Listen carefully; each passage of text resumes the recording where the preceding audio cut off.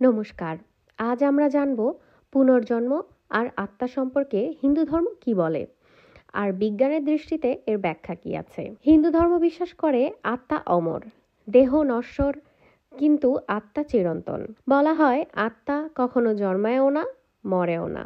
আত্মা মানে জীবনের আসল সত্তা, যা এক দেহ ত্যাগ করে অন্য দেহ গ্রহণ করে, ঠিক যেমন মানুষ পুরনো কাপড় ছেড়ে নতুন কাপড় পরে। এটি হলো পুনর্জন্ম। পুনর্জন্মের কর্ম অনুযায়ী আত্মা পরবর্তী জীবনে প্রবেশ করে।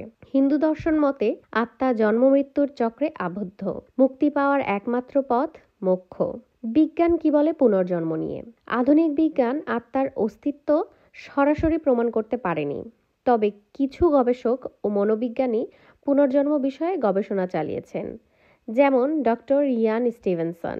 ভার্জিনিয়া বিশ্ববিদ্যালয়ে মনোবিজ্ঞানী 2500-রও বেশি শিশুর উপরে গবেষণা করেন, যারা নিজেদের পুনর্জন্মের কথা মনে রেখেছিলেন। কিছু শিশুরা মিলে গেছে অতীতের ব্যক্তিদের জীবন ও মৃত্যুর ঘটনার সঙ্গে। বিজ্ঞান এটি পাস্ট লাইফ মেমোরি বলে, কিন্তু অনেক ঘটনা এখনো ব্যাখ্যাতীত।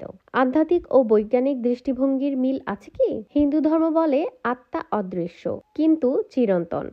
বিজ্ঞান জানে না আত্মা আছে কিনা, কিন্তু কিছু ঘটনা প্রশ্ন তো তোলে। তাহলে আত্মা ও পুনর্জন্ম কি সত্য?